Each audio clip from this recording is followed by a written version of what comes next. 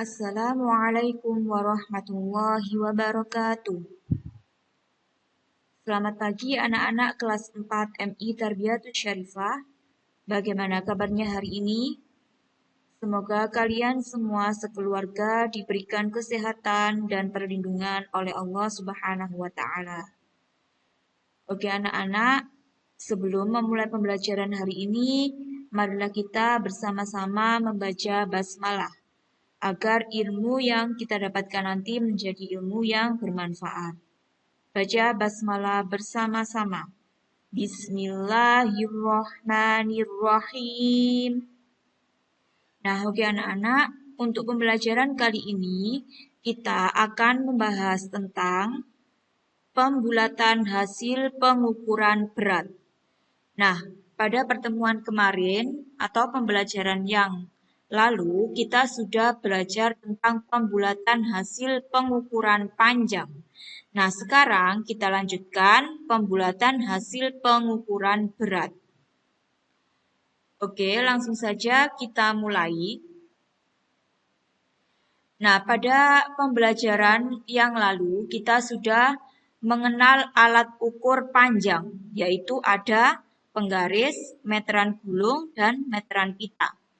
Nah, karena hari ini yang dibahas adalah pembulatan hasil pengukuran berat, maka kita harus mengenal dulu alat ukur berat. Kira-kira apa saja alat ukur berat?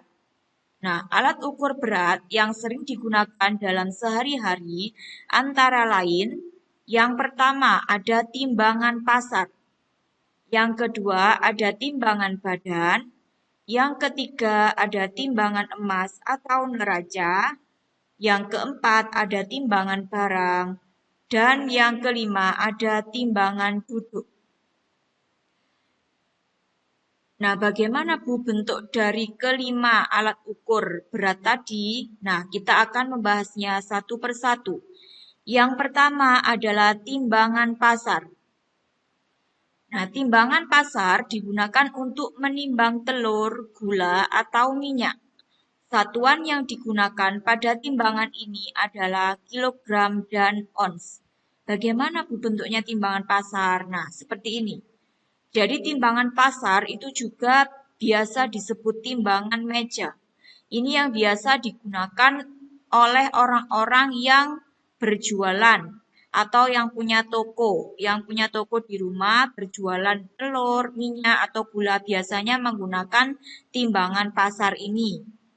Nah, biasanya satuannya adalah kilogram dan ons. Misalnya membeli telur 1 kilogram. Nah, nanti pasti menimbangnya menggunakan timbangan pasar atau timbangan meja ini.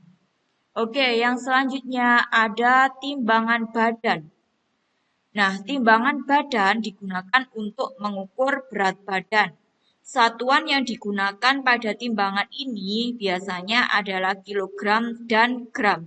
Pasti kalian semua sudah pada mengetahui bagaimana bentuk timbangan badan itu. Nah, seperti ini ya gambarnya.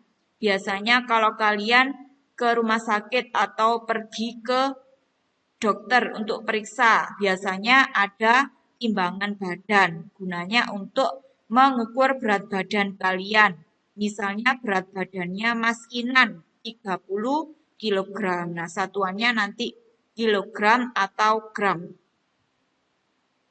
Yang selanjutnya ada timbangan emas atau neraca. Nah, timbangan emas ini digunakan untuk menimbang perhiasan atau emas seperti cincin, kalung, gelang, dan anting-anting. Satuan berat yang digunakan biasanya adalah gram. Nah, bagaimana bentuknya timbangan emas atau neraca? Nah, gambarnya seperti ini. Biasanya kalau kalian ikut Mama ke toko perhiasan, pasti nanti kalian akan menjumpai timbangan seperti ini. Nah, itu namanya timbangan emas. Biasanya digunakan untuk menimbang perhiasan dan biasanya satuannya adalah gram. Misalnya berat emas ini 100 gram. Nah, seperti itu, oke. Yang selanjutnya ada timbangan barang. Timbangan barang ini digunakan untuk menimbang benda-benda yang cukup berat, seperti benda-benda dalam karung atau peti. Satuan yang biasa digunakan adalah kilogram. Nah, gambarnya timbangan barang adalah seperti ini. Biasanya digunakan untuk menimbang benda yang cukup berat, misalnya menimbang gula 1 sak. Nah, biasanya menggunakan timbangan barang ini. Atau biasanya menimbang beras 1 sak yang isinya cukup berat, misalnya isinya 25 kg atau 50 kg. Nah, nanti menimbangnya pakai timbangan ini. Yang selanjutnya terakhir ada timbangan duduk. Nah, timbangan duduk ini digunakan untuk menimbang buah dan sayur. Satuan yang biasa digunakan adalah kilogram atau gram. Nah, seperti ini gambarnya timbangan duduk.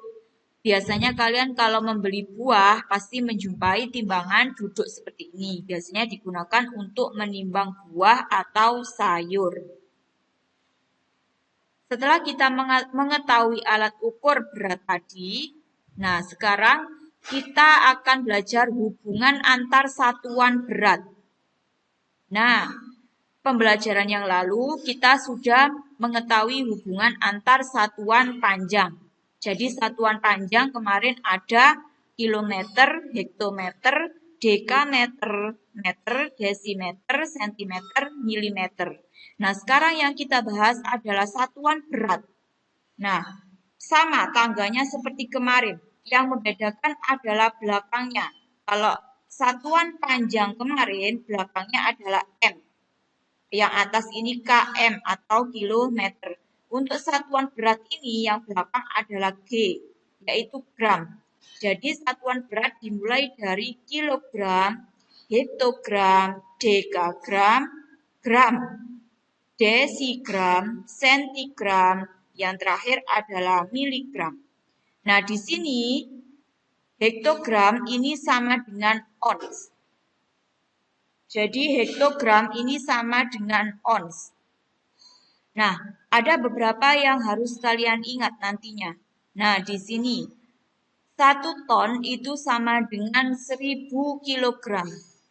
Dan 1 ton ini sama dengan 10 kuintal. 1 kuintal sama dengan 100 kilogram. 1 kilogram sama dengan 2 pon. Dan 1 kilogram itu sama dengan 10 ons. Dan 1 pon itu sama dengan 5 kilogram. Atau sama dengan ons. Dan 1 ons sama dengan 100 gram. Nah, ini nanti yang perlu kalian ingat atau perlu kalian hafalkan. Nah, untuk pada tangga ini aturannya sama seperti pada satuan panjang kemarin. Jika turun 1 tangga, maka dikalikan dengan 10. Berarti jika turun 2 tangga, berarti kita kalikan 100. Turun 3 tangga, berarti dikalikan 1000, dan seterusnya. Dan sebaliknya, jika naik 1 tangga, itu dibagi 10. Diingat-ingat ya, kalau turun itu dikali 10. Turun 1 tangga dikali 10. Turun 2 tangga dikali 100, dan seterusnya. Jika naik itu dibagi. Kemarin masih banyak yang salah untuk menghitung satuan ini. Jika naik itu dibagi 10. Naik 1 tangga dibagi 10. Naik 2 tangga dibagi 100. Naik 3 tangga dibagi 1000, dan seterusnya. Dan yang perlu kalian ingat, yang dalam tabel warna biru ini itu harus kalian hafalkan. Agar kalian lebih mengerti, maka kita langsung ke operasi satuan berat. Nah, di sini Bu Putri punya contoh. 5 ton ditambah 7 kuintal dikurangi 2000 ons, sama dengan titik-titik kilogram. Sama seperti kemarin, karena ini satuannya tidak sama, ada ton, ada kuintal, ada ons. Yang diminta adalah kilogram. Jadi kita harus merubahnya satu-satu dulu ke dalam kilogram. Yang pertama kita rubah yang 5 ton. 5 ton ini berapa kilo? Tadi pada tabel warna biru dijelaskan bahwa 1 ton itu 1000 kilo. Berarti jika 5 ton, maka artinya 5 dikali 1000 kilogram. Sama dengan 5000 kilogram. Nah, sekarang lanjut ke 7 kuintal. Kita rubah ke kilogram juga. Tadi ada tabel, di situ ada tulisan 1 kuintal itu sama dengan 100 kilo. 100 kilogram. Maka jika 7 kuintal berarti kita tinggal mengalihkan 7 dikali 100 sama dengan 700 kilogram.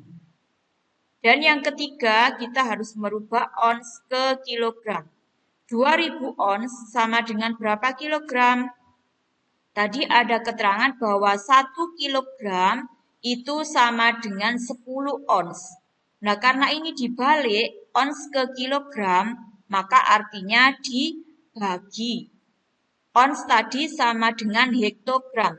Hektogram ke kilogram itu dalam tangganya adalah naik 1. Berarti kalau naik 1 otomatis dibagi 10.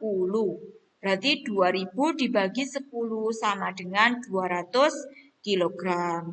Nah, jika di sini ketiga-tiganya sudah kita rubah ke dalam kilogram, maka kita bisa mengoperasikannya. Artinya kita bisa menjumlahkan dan mengurangkannya. Jadi 5 ton ditambah 7 kuintal dikurangi 2000 ons itu sama dengan 5000 ditambah 700 dikurangi 200 sama dengan 5500 kilogram. Bu Putri memberikan contoh hanya satu karena caranya hampir sama dengan yang satuan panjang kemarin. Ingat, jika turun 1 tangga dikali 10. Jika turun 2 tangga dikali 100 dan seterusnya. Dan sebaliknya, jika naik itu artinya dibagi. Naik 1 tangga dibagi 10, naik 2 tangga dibagi 100 dan seterusnya. Nah, yang selanjutnya kita membicarakan masalah penyelesaian masalah. Menyelesaikan masalah panjang dan berat dalam kehidupan sehari-hari. Nah, di sini ada contoh. Pak Ali mempunyai 2 buah pensil.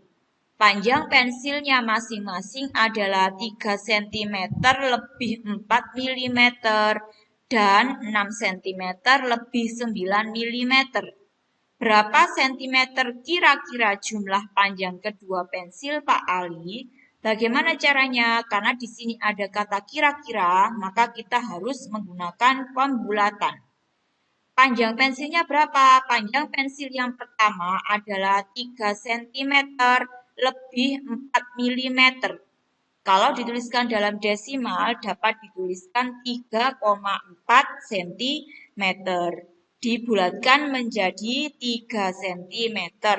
Masih ingat ya pembulatan desimal. Jika di bawah yang angka di belakang koma ini di bawah 5 atau kurang dari 5, maka pembulatan ke bawah. Artinya angka yang di depan koma tetap. Jadi dibulatkan menjadi 3 cm. Panjang pensil yang kedua adalah 6 cm lebih 9 mm. Jika dituliskan dalam bentuk desimal, dapat dituliskan 6,9 cm dan dibulatkan menjadi 7 cm.